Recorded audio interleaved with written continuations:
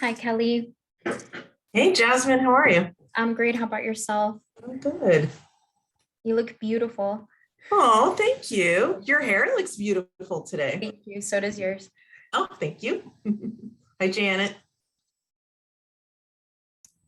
Hi, Kelly. How are you doing? I'm good. How are you doing? Good. Is the weather suddenly sunny and beautiful? Yes, it's so funny because when I talked to you earlier today, it was pretty bad storms, but now sunny and beautiful. Nice. Well, I'm Yes, happy. me too.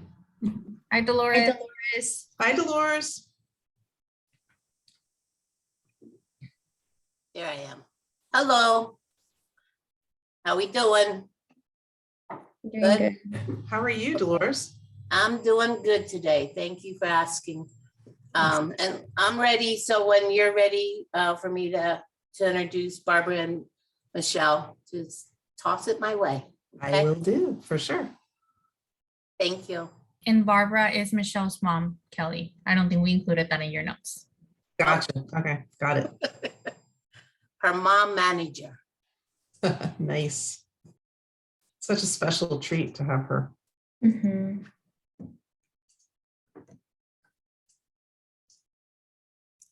And Kelly, we did not include this in your notes, but towards the top of the hour, if you want to pause for a screenshot, picture, whatever we want to call it, we had a meeting with Aubrey and she reminded us, are we going to get a picture? And I was like, oops, yes, we will. And that's when we're closer to 3 o'clock. Okay. Yeah, maybe even after your intros, after everyone's warmed up, it's up to you. Okay, cool. That'd be great.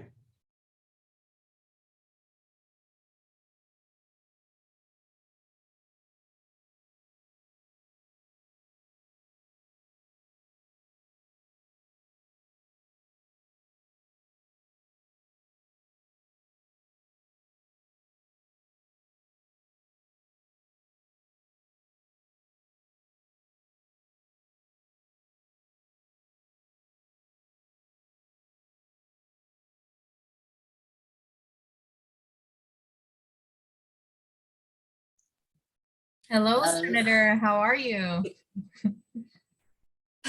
Well, I'm renaming myself. You can see I have initials there. Oh, boy. Everyone needs to breathe. We're doing this. That's right. Celebrating our last day of Women's History Month together, right? It's good. Yeah. It's nice to meet you, Senator Marilyn. Nice to meet you too. Hi, everybody. Sorry about that. I was having some technical difficulties. This is Diane from Care Coalition. Hi, Diane. Hi, Diane. Hello.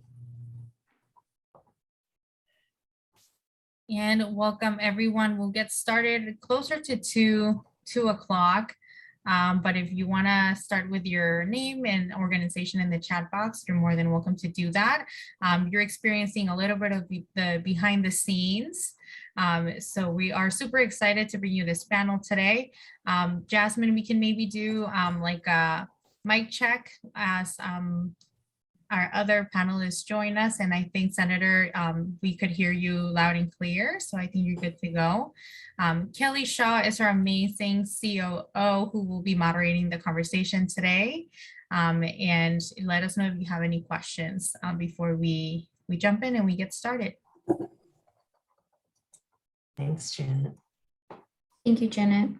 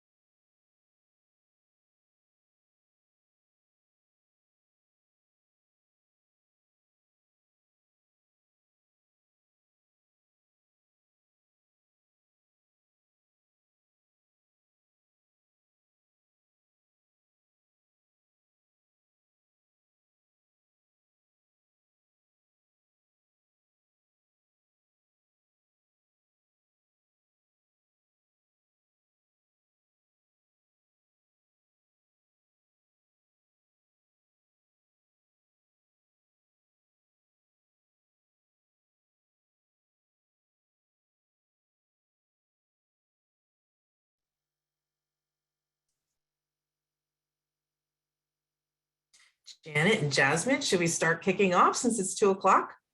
Yeah. Welcome, everybody. Welcome to our Women's History Month panel as we wind down this last day of March together in celebration of just incredible women that are joining us in conversation today. My name is Kelly Shaw, and I am the Chief Operating Officer for United Way of Southern Nevada.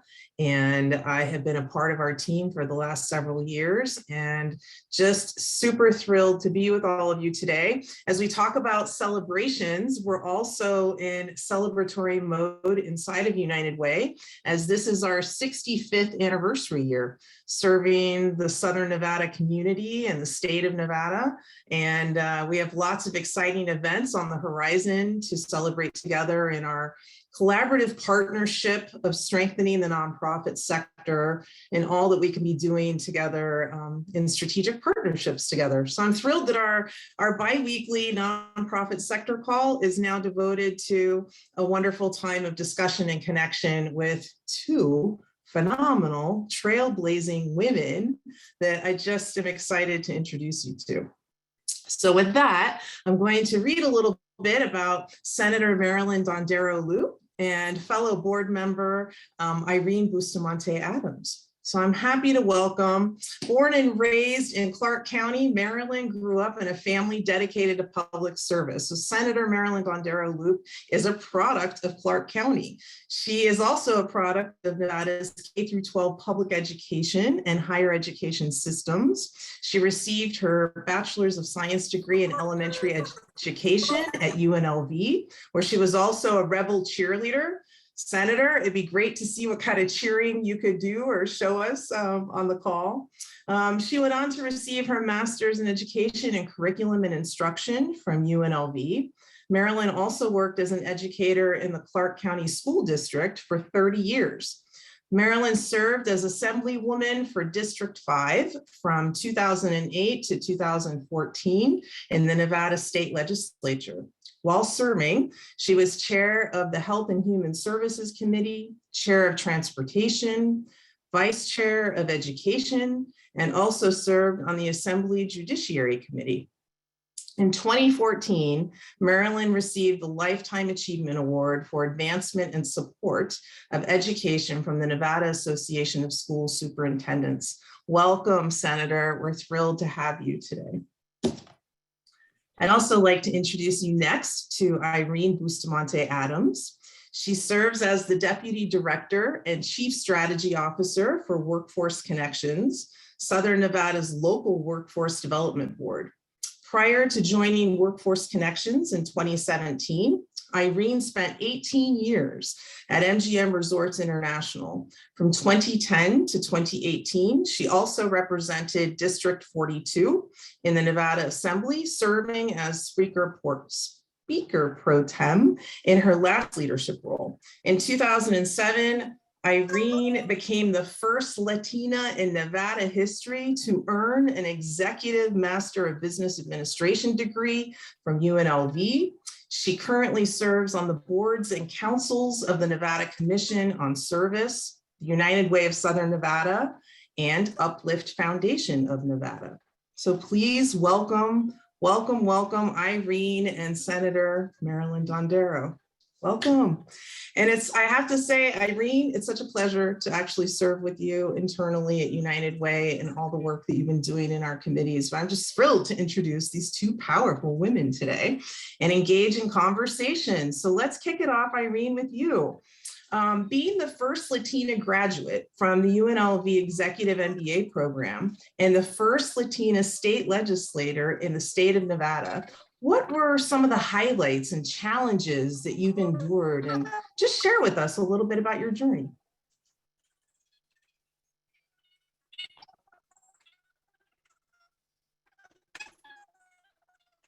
I think we're having trouble hearing you, Irene. Irene? Can you hear me, Jasmine? Yeah. Irene, maybe I can't hear you, Irene.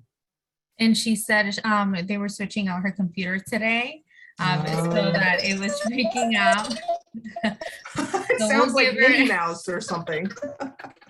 We'll give her, I think. Sounds like a little kitten squealing. It does. It does. Oh, so she says she's going to log out and then come back in. Sounds good. We could possibly move on to the next question. Yes. Senator Marilyn. Actually, Senator, are you okay if we kick off with you? I am fine with that. You always have to pinch hit when you women know how to do that. That's right. Working through all the tech challenges today, right? So Senator, please tell us what has motivated you in your journey. You come from a family tree of so many firsts. Your mother was the first woman elected to the Clark County Commission. I think that's such an amazing accomplishment. But just share with us a little bit about your journey. So my journey is kind of funny because I always said I would never run. And it was because it made me crazy that people said things that weren't nice about my sweet mother. So, but along the way, Speaker Buckley at the time reached out, and of course I said no, and I said no again, and I said no again. And then finally, literally, I was at a math conference and I was sitting in my room and I thought, you know, it's the old, if it's not me, who? And if I can help do anything in this state for education or any other entity, why wouldn't I? And so here I am. So it's been a really amazing journey. And I'm happy to have followed in my mother's footsteps, so to speak. I was a lucky girl. I had two amazing parents that really came from very, very poor, humble beginnings. So I am proud to be here and finishing my first term, 4-year term as a senator. I served with Assemblywoman Bustamante Adams, and she also is a thoughtful partner. And that's important when you're there, to know who you can trust and who will think through legislation and make sure it's right when it's voted on. I love that. Do you mind sharing a little bit more about what happened to you when you started reflecting on, if it's not me, then who? Well, and what was that epiphany like for you? Well, it was, I mean, truly, like I said, I was at a math conference. I was working for a publishing company at the time. I had retired from teaching and I was working for a publishing company. And, you know, all these teachers all day long, of course, were coming up and asking questions. And we got into conversations, not necessarily about math, even just about education in general. And so it was a little bit of that point where that night when I sat down and I was thinking about it, and I thought, you know, not me, who? Because I just spent all day talking to educators who had real concerns that could be fixed. They were things, because we were actually had many states there at this math conference. And so, you know, I thought about it. And of course, you know, I think like a lot of us women who may or may not have a lot of thought that, oh, I can do it. You know, I thought, well, what the heck, if I lose, I lose, right? If I don't try, I haven't done anything. So I got out there and I knocked doors and I met people, and I realized that they really did want someone that would talk to them. They really did want someone who would listen. And education, of course, was not the only thing, because when I first ran in 2008, we were had the recession that was in process.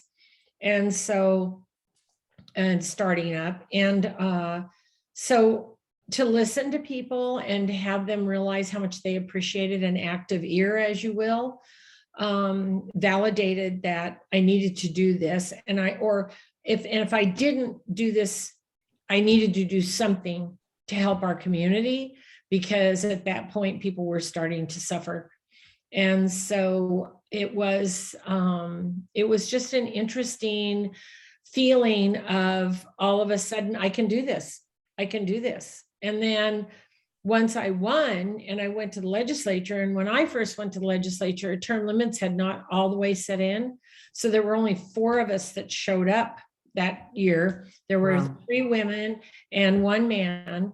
So there were only 4 brand new people. And so that was because I was sort of going into the old school piece, right? Of the legislature, where some of those people had been there 20, 30, whatever years. And as with anything, the first time you do it is the first time you do it. You think you know a little bit, but then you get there and you go, oh, wait a minute, I didn't know this, or I need to learn that. So I really do feel like the epiphany was, yes, I can do this. And then the second epiphany was sort of when I won of, I'm going to do this and I'm going to do the best job I can do because I'm needed.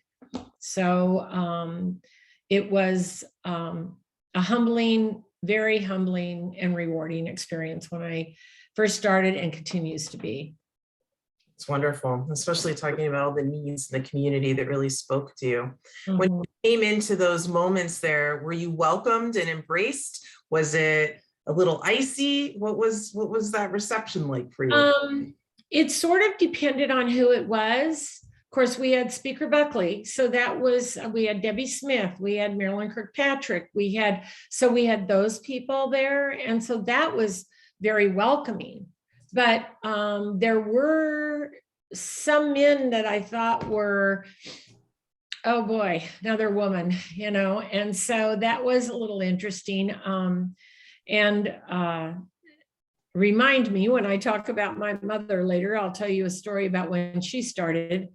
But it's just a very different thing to do, and leadership post to hold. And like I said, I always believe the first time you do something is the first time you do something. So, you know, you might think you know about something, but then you change jobs. You go from being an assemblywoman to being even a senator. There was a difference because now there was smaller amounts of people and different type of accountability and different kinds of conversations. So I think that everybody was welcoming on their own degree, but I do think it was different because we were a group of 3 women that were elected on the Democratic side. And I think that was one of the first times that 3 women had all come in together. There had been a woman here and a woman there, or, you know, people there to serve, but 3 of us showed up at the same time. So, because the man that showed up was from the Republican side. So. Sounds like a wonderful sisterhood to come in together like that. It's an amazing, amazing part of your journey. And I can't wait to learn more about your mother and the lessons from your mother as well. As we progress, is Irene back with us by any chance? But can you hear me? Yes, Irene. Yay. So note to self, don't change your computer before you have a recorded Zoom meeting. So. Oh, you gotta love tech challenges, Irene. Right? I know. So Irene, I had set up the question just to ask you about being the first Latina graduate from the UNLV Executive MBA program and the first Latina state legislator in the state of Nevada. Would you share with us some of your challenges that you endured and just a little bit about that journey for you? Sure. Well, thank you, First United Way, for honoring women and the contributions that we have, not only to the state, but here in Southern Nevada. And honestly, you asked me about some of the highlights. It was women like Marilyn, Dondero-Loop. That was one of the highlights. I appreciate her words of wisdom. And where Marilyn had come in, there was only 3. But when we entered the legislature was when term limits were being enacted, and we were like 30 plus. So try to imagine the whole legislature evolving. And now you have women of color. I was one of 4 Hispanic women that got elected, and we were feisty and sassy in a good way, and just full of just passion to serve the public. Also, Dina Neal was the first African-American woman to serve in the assembly. So that's the group I belong to. And it was women like Marilyn Dondero-Loop and Commissioner Kirkpatrick and Debbie Smith who always made sure that we had a seat at the table, even though we were freshmen. And that's what I want to leave with this group is be mindful. If you are the first, if you are paving the way for others, make sure that you bring your +1 or plus many behind you. That's what Senator Dondero-Loop did for us. And that's why, you know, there's a female majority in the legislature is because of those intentional efforts. And as far as UNLV, I'm so grateful that I was able to go back to school. My employer at the time, MGM, paid for me to go back. That was their investment in me as an individual. And it really helped me to broaden my perspective about what leadership role I could play. And I was in there in the room with doctors and lawyers and military people. And there were maybe, I remember 3 women specifically in a room full of men. And knowing that we were investing in ourselves, my husband had gotten deployed, unfortunately, when right after I entered grad school. And so I became like a single mom with 2 young kids, trying to go to school, trying to be an executive and manage all that, but it worked. They ate a lot of chicken nuggets that year, but that's how we made it. That's amazing. Can you talk a little bit about that feeling, being in that program and being surrounded by those men? Like, what was that like for you? Was it just that sort of moment that you just knew this was a place that you owned and needed to be? Did you get psyched out? What was that? I did. like? It was a little intimidating, especially if you remember those times when you're in those sports and you're not the child that gets picked to be on the team first.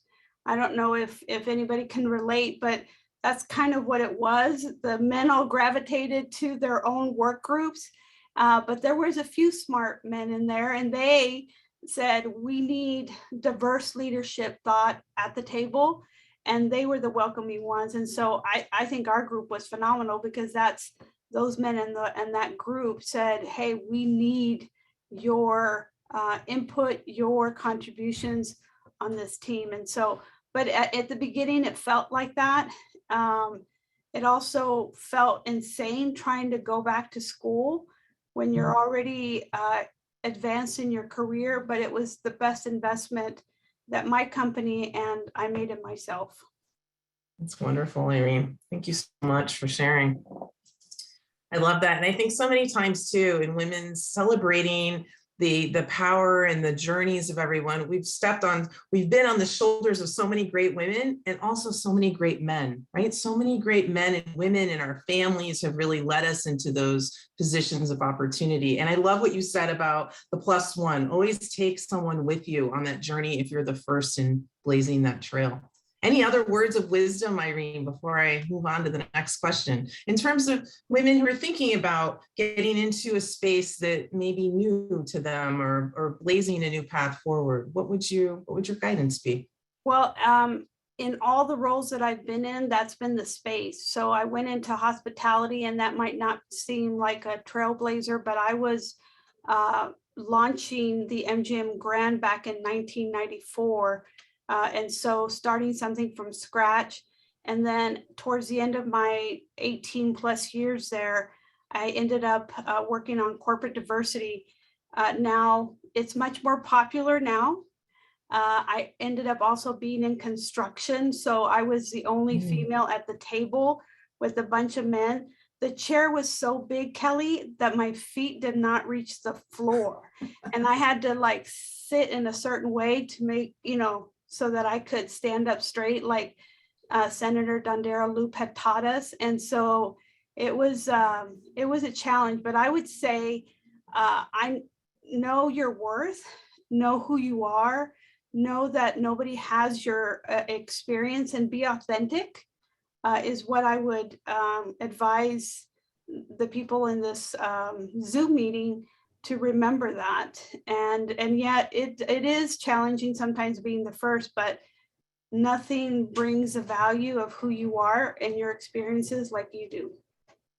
Love that. Thank you so much, Irene. And thank you so much, Marilyn, for those lessons of how to sit at the table and how to have that position of power and to just really be that supportive colleague at the table. It's wonderful. Thank you so much for that.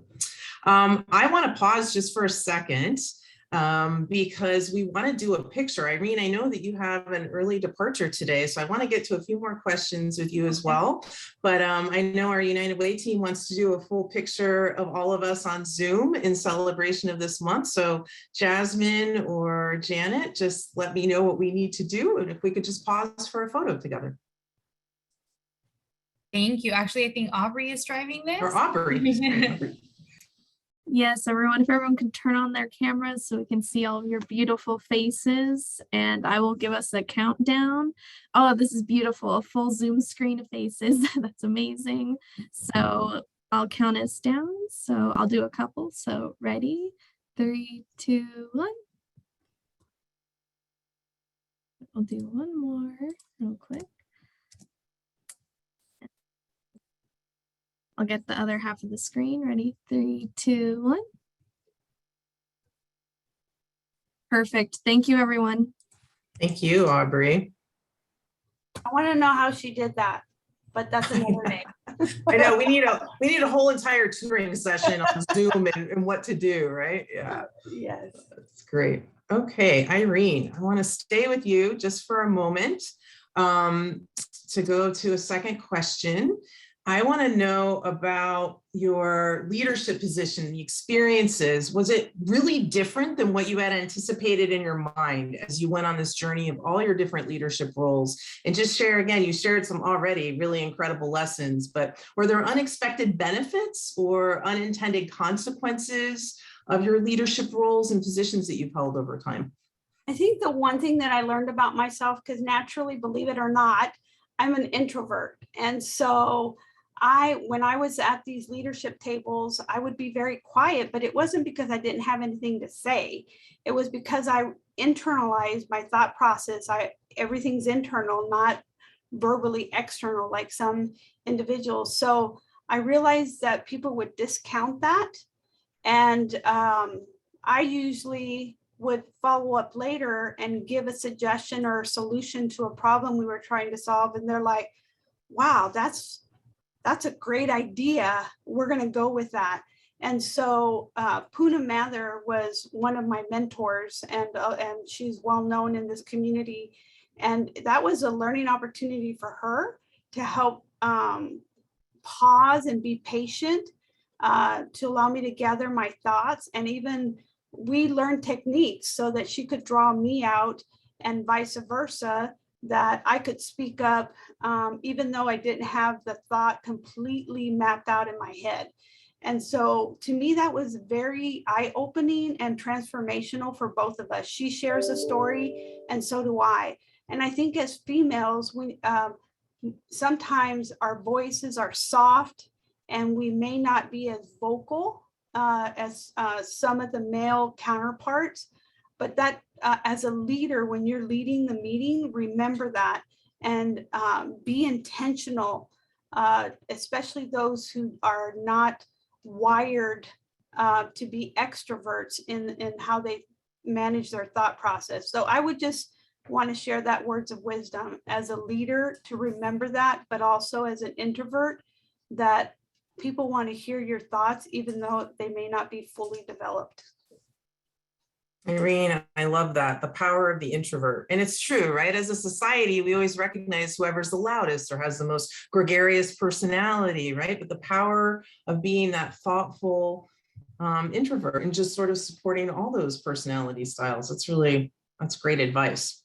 Irene, anything else you'd like to share with us? I know you need to go, but anything else you'd like to share with us about your journey, your family, what inspired you to be involved in the community and your passion? I just thought I'm going to go learn about transportation, something that is not within my wheelhouse, but I was asked to sit on this committee. And so I would just encourage the people on the Zoom meeting to try something new. It may not be your expertise yet, but you have demonstrated success. So I would say be willing to push yourself out of your comfort zone. It does feel uneasy, the first few times, but it really helps you to expand your network, expand your knowledge, and don't be afraid to try. So I would just encourage the women to do that and try something new. And I love Senator Dondero-Loop. That's all. So thank you. We are each other's fan club, that's for sure. Yes. Isn't that wonderful? I love that. And Senator Dondero, I want to come back to you about your journey in leadership as well. So will you just share with us some of your biggest challenges as a leader? Well, I will. And I was sort of writing a few notes while Irene was talking because I was processing. I'm probably the opposite of Irene, but part of that's because I was a teacher, right? And so I'm always in this teaching mode. And so it's easy for me to say to someone, you may not want to hear this, but this is what's important. It's important to wear a suit jacket when you're at the legislature, because while you may not want to wear a suit jacket or think that's not important, we had all these men that were in suits, right? So when you're in a suit jacket, then you become sort of the equal. And so those types of things that may or may not be important to people, especially after all the Zoom meetings we've done, but those types of things. Also, while I'm verbal, I also learned to listen carefully and ask thoughtful questions. And the reason is because when you're at the legislature, you are in lots of different committees. Every time I've been up there, every session, and I've done 5 now, I have been the chair of a different committee. So I've decided I'm either the jack of all trades or master of none.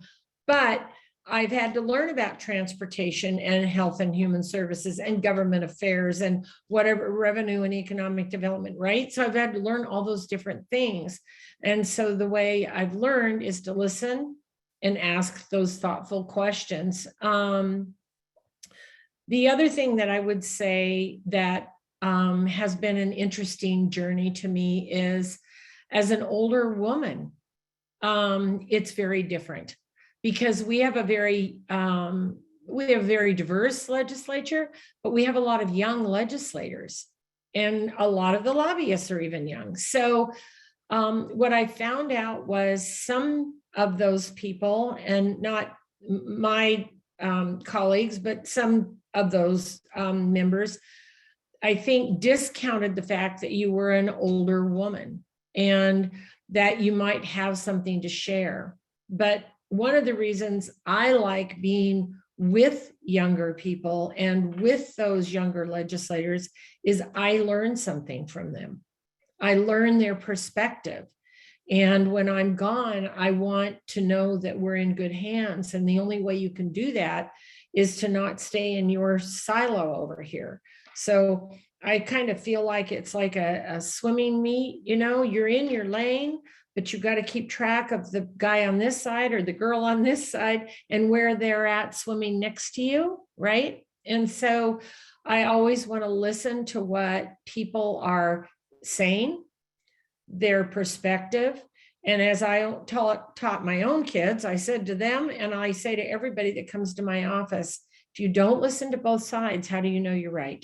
So you always have to listen to whatever somebody says on this side and on this side for legislation, opinions. I mean, no matter what it is, because as Irene said, sometimes somebody has something to say that you haven't thought of yet. So for me, the journey has been teach, role model, listen, learn, and then make sure that you give your best to the state. I love that. Even when you were sharing some of your practical ideas of how to sit at the table or how to support the women that are coming up and into new roles and how to speak or how to call on them, where did that come from in you? How did you know to give them those guiding principles? Well, like I said, I think probably the mother and the teacher in me, but certainly I had a mother that she may not have said, you have to do this, but she was role modeling that. I also happen to come from a family that I have 3 brothers and a sister. So I always say the brothers prepared me for the legislature, because I found out early on that it didn't matter that they were boys. I got to say something. So I think that, of course, all your life lessons bring in that, but I wasn't afraid to say to them, you need to wear a suit jacket, or make sure you sit up straight and look strong. I didn't say that because I was trying to say we're not like that as women. I was saying that because I wanted them to know that others view us that way. And so the story about Mother is, in case you haven't heard it, when Mother first went to the commission, it was all men. And so the first thing they said was, well, you can take the notes. And so she didn't argue. And my mother was probably the most kind person, and certainly professional, or just a person who did things by showing. And so rather than argue with them, what she said was, if you will show me how to do that, I will do it next time. And there was a cartoon in the paper of all these men and her at the end, right? But the message she was giving them was, well, I might take notes, but you're going to do this too, and go ahead and show me how to do it. And then I'll be happy to take my turn, right?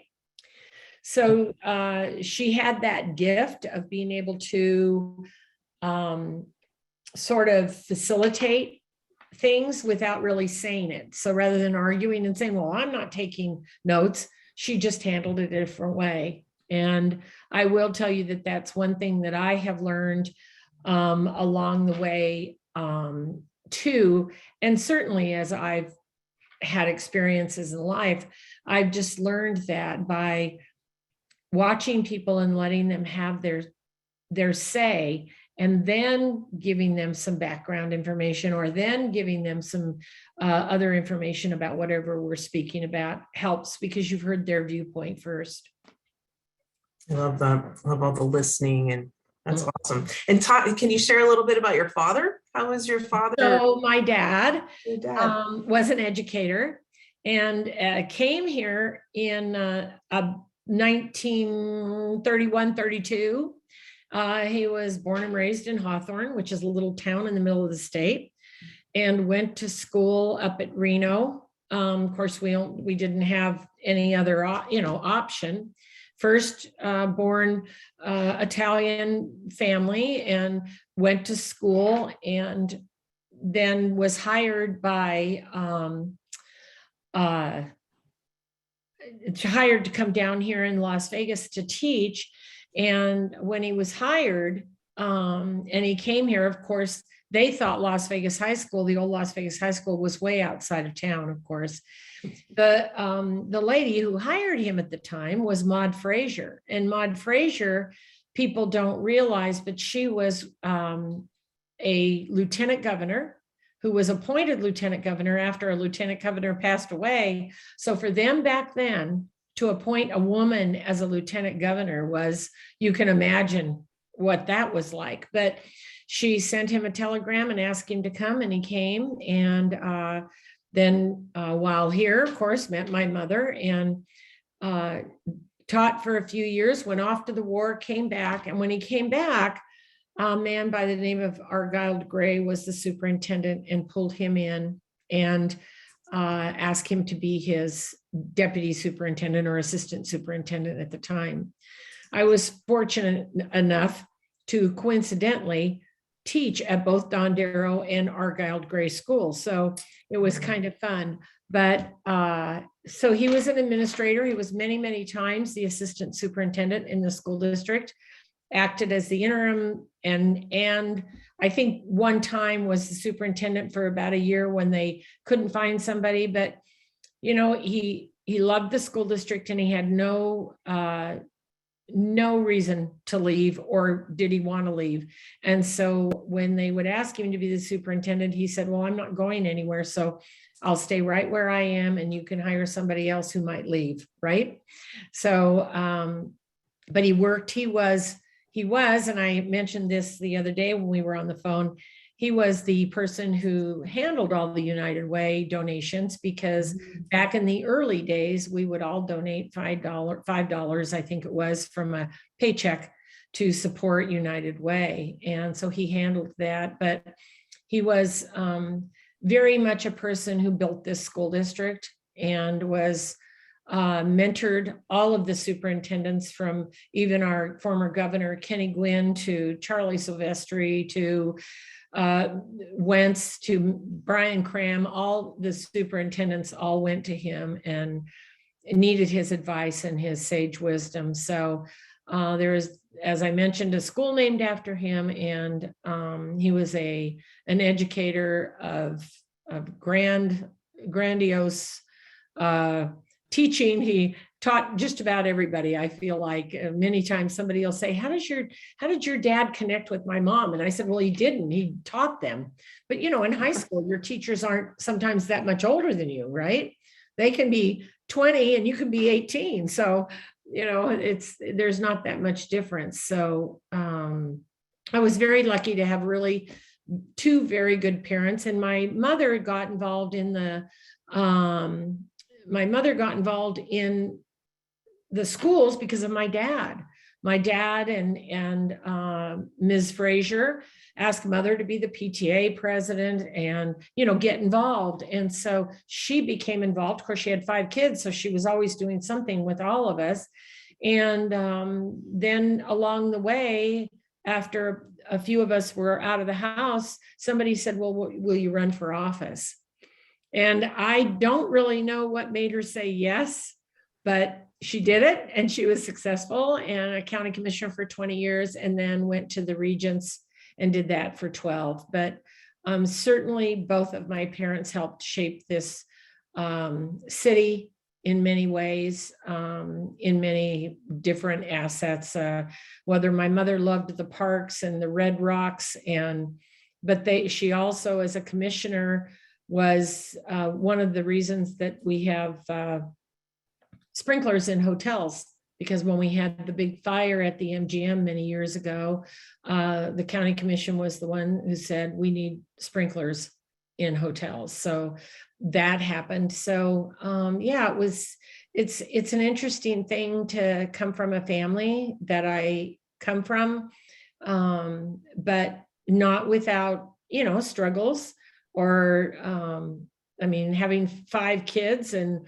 you know, I laugh sometimes because at one time we had 5 kids, 1 bathroom and 2 bedrooms. I mean, you know, my dad was a teacher. So, but we all grew up, and we all, my parents sort of didn't insist, but role modeled that we go to college and do well. Incredible. And really instilling the wisdom. When you talk about your father and his sage wisdom, that wisdom is passed into you, because you were just coming into this space with so much wisdom for so many of us and the community. And just, I love those stories about what shapes us in life. And sometimes those hardships definitely are those character shaping moments of those family times. Before I want to get to questions from the audience with you, Marilyn, Senator, but is there anything specifically you'd like to share in terms of up and coming women in all stages of their careers, some further advice or nuggets? You've already given so many, but. Well, I'm very encouraged by all the women participating in all of our very different facets of things we do, whether it's United Way, the legislature, Latino groups, Clark County Black Caucus, administrators. It doesn't matter what it is. I'm very encouraged by the young women that are coming up. But I really, truly find myself attracted to those younger. I just love listening to what they're thinking and what they're doing, because while I can say maybe, oh, whoops, we've already tried that. But then sometimes somebody will say, but if you tried it this way, and then you realize that, like I said, you're over here in your lane, but you got to keep track of what's going on. So I'm very encouraged, and I'm very excited that we have so many young women that want to get involved, that are not intimidated and not worried, and they just plow through. And I think that's such a good sign. Thank you so much. I agree. So we have time for a couple of questions before we move to something really wonderful in our program as well. Thank you so much, Senator, for sharing everything you've shared so far. But I'll open it up to see if anyone on our Zoom today has a few questions for Senator Marilyn.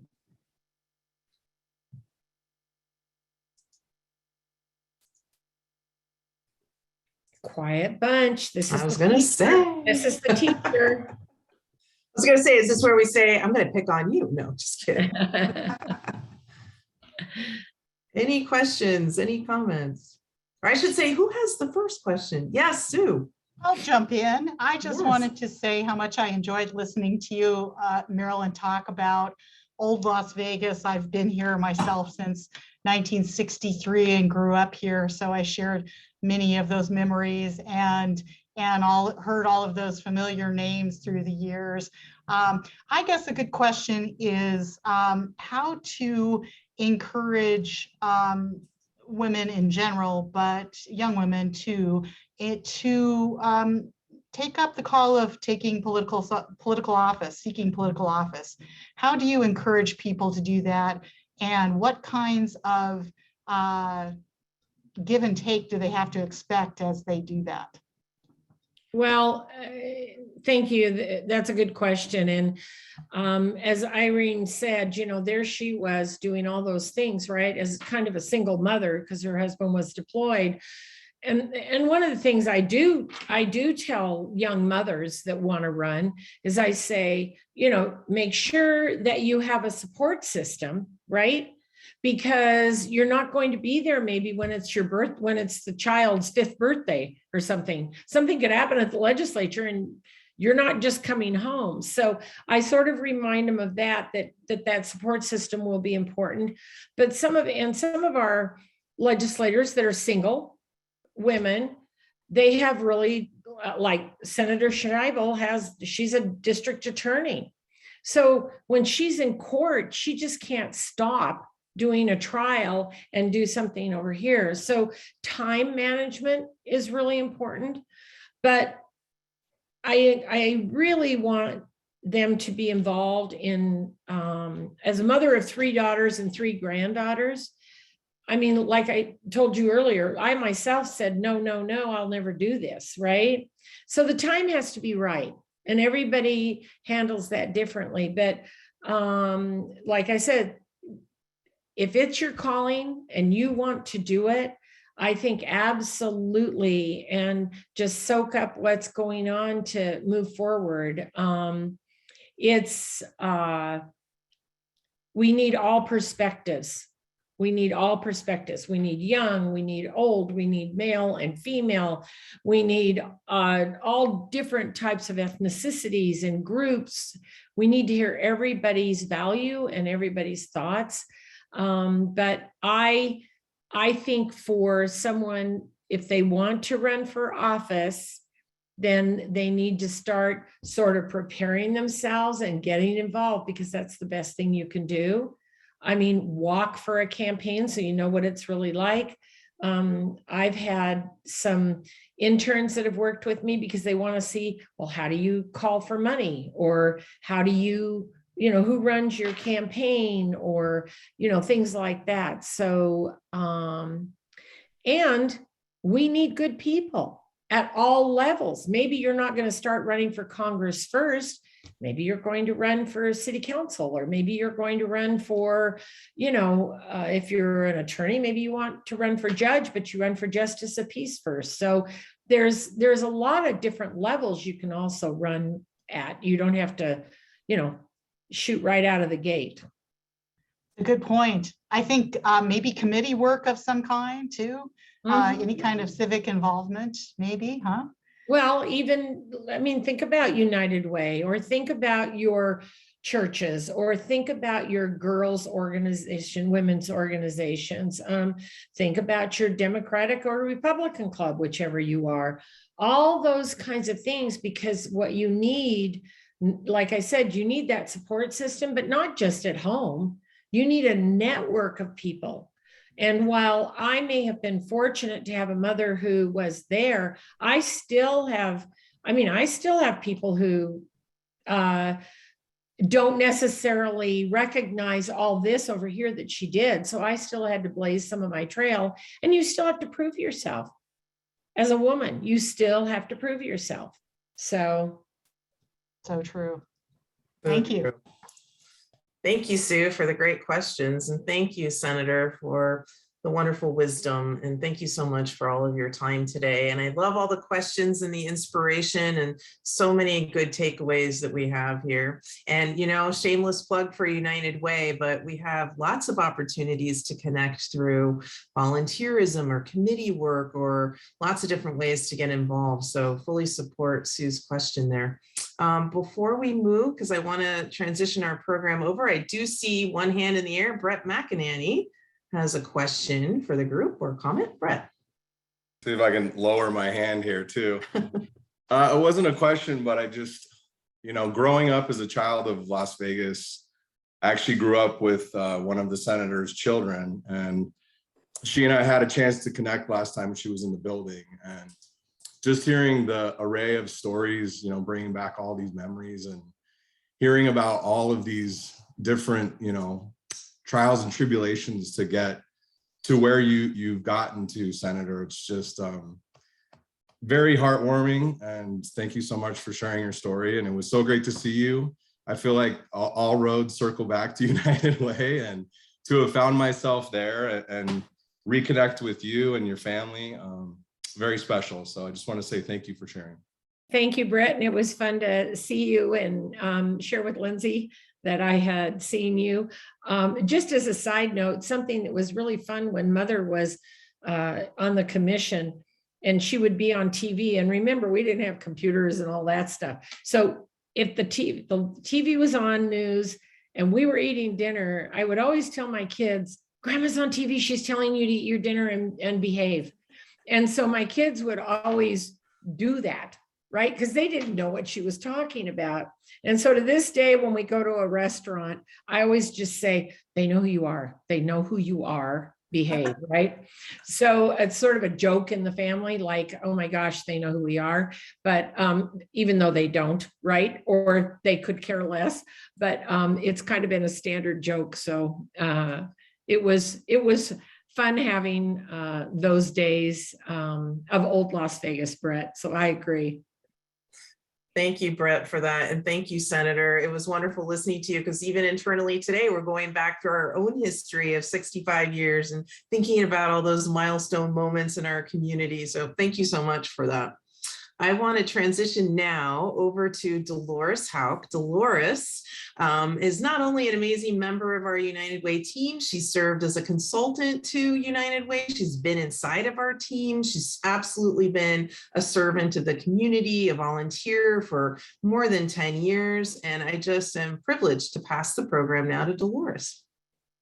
Thank you, everyone, and Ms. Kelly. So I see that Michelle Desrochers and her mom, Barbara, yay, are now ready for our presentation. She's going to close us out, a very special performance. It's my joy, absolute joy, to share her with everybody. So we're ready, Barbara and Michelle, when you're ready, and thank you for joining this call. Well, thank you for inviting us. And I think, Michelle, you're ready, right? I am very ready. All right. Nice. You're speaking. Hi, my name is Michelle Desrochers. I'm 33 years old, and I was born with Down syndrome. I was a non-vocal until I was 4 years old. Now, I'm a performance interpreter. That means I signed to music. Today, I'm performing to all of you Wind Beneath My Wings by Bette Midler. Alexa, play.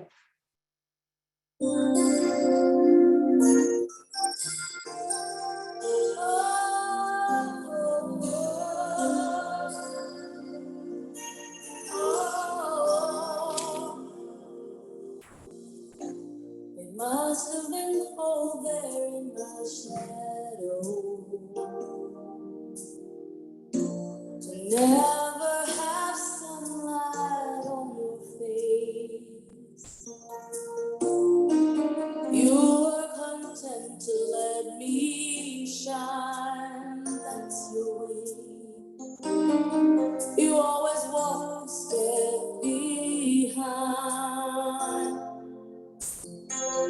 So I was the one with all the glory,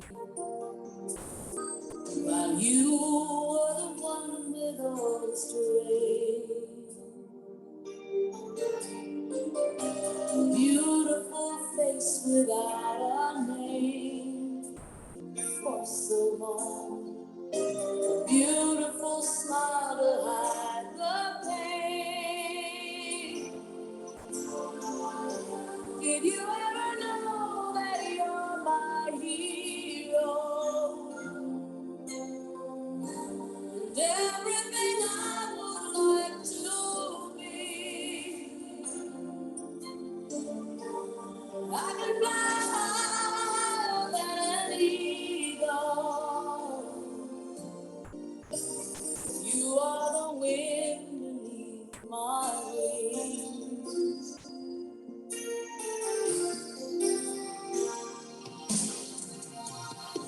It might have appeared to go unnoticed, but I've got it all here in my heart. I want you to know I know the truth. Of course I know I would be nothing without you. Did you ever know that you're my hero? You're everything I wish I could be. I would fly higher than an eagle. You are the wind beneath my wings. Did I ever tell you you're my hero? You're everything, everything I wish I could be. Oh, Lord, I can fly higher than an eagle. You are the wind beneath my wings. 'Cause you are the wind beneath my wings. Oh, the wind beneath my wings. You are the wind beneath my wings. Fly, fly.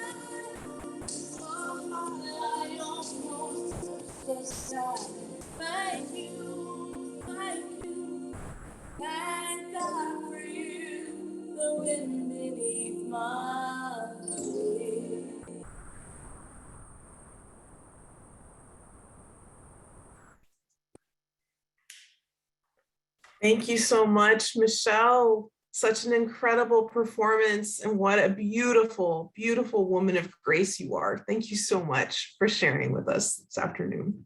Appreciate you. It's my pleasure. Thank you. And thank God. Thank you. Thank you for giving us this ending to a wonderful panel and just a moment of inspiration. And thank you for touching us, Michelle. Thank you. You're very welcome. I wish you all today a wonderful winding down of Women's History Month. Thank you, Senator Dondero, for your incredible nuggets of wisdom, sage wisdom. Thank you for the incredible wisdom from Irene Bustamante. Thank you, Michelle Desrochers, for this important time to pause and be inspired. And thank you for all of the key messages that came out of today about the power of the introvert, the importance of putting ourselves into uncomfortable spaces, the importance of taking people on the journey with us and standing on the shoulders of lessons in our family and friends and community. And I can't think of a more beautiful way to wind down Women's History Month than listening to the legacy and thinking about the legacies and the futures that we can all have in terms of the impact on others in our community and living a life of service. Thank you all. I wish you all a wonderful rest of March, the little bit that's left. And thank you again for all of your time and all of your wonderful questions. Sending you off. Happy Women's History Month. Thank you. Thank you.